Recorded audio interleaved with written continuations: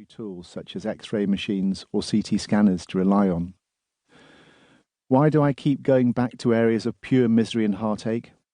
The answer is simple: to help people who, like you and I, have a right to proper care at this most precarious time of their lives.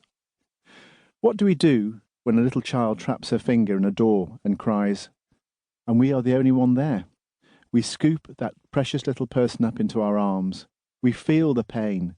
We offer reassurance that everything will be okay, and we show love and tenderness. The act of cuddling transmits a feeling of protection. It says, "I'm here now, and I'm going to look after you and make you much better." That same human response is exactly what is required when you face a patient with terrible injuries in a conflict zone. The patient wants comfort and protection from what has happened. The initial doctor-patient relationship must provide that and instill a feeling of confidence that the doctor will be able to help, do the right thing, and take away the pain of injury. Hospitals can be emotional places at the best of times, and in war environments, all sensitivity is heightened. It is vital to adopt and radiate an air of confidence and strength. I am much better at that now than I used to be.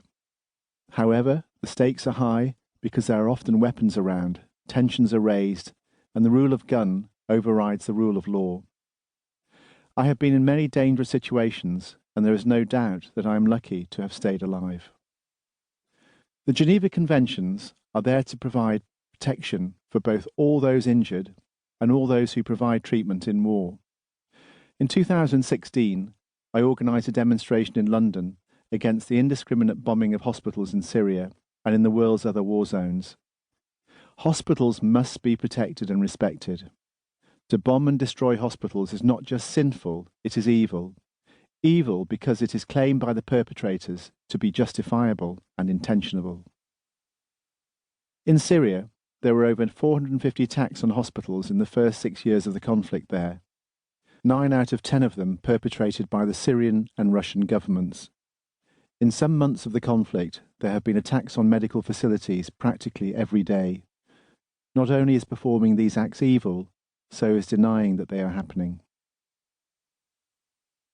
Organising a public demonstration or being interviewed on television to campaign for humanitarian corridors, or setting up a foundation to spread specialist expertise about trauma surgery, these would have been impossible things for me to contemplate when I was a young consultant in the early 1990s. They are the acts of a man my younger self would not have recognised, except it is still me, and we are both the product of my Welsh upbringing and all the myriad factors that shape a personality.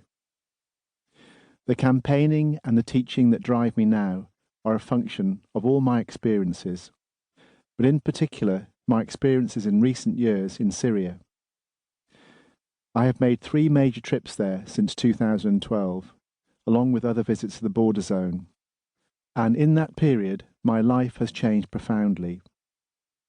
I began seriously to collate and share the knowledge I had acquired over my career to help other doctors, especially doctors from countries at war. I began to get seriously angry about the inability of the major powers to prevent hospitals and medical staff from being targeted in environments where they were simply trying to save lives. And, most miraculously of all, I became seriously involved with the woman who I knew I wanted to spend the rest of my life with, married her, and became a father. I have been to other places since 2012, but Syria is the thread that runs through this most extraordinary period of my life, the seam to which I keep returning. These trips have been the most extraordinarily fulfilling, frustrating, and dangerous of all. Introduction by Henry Marsh. Read by Adam Bromley. Is the practice of medicine a business or is it a vocation? Where does the balance lie between doing well and doing good?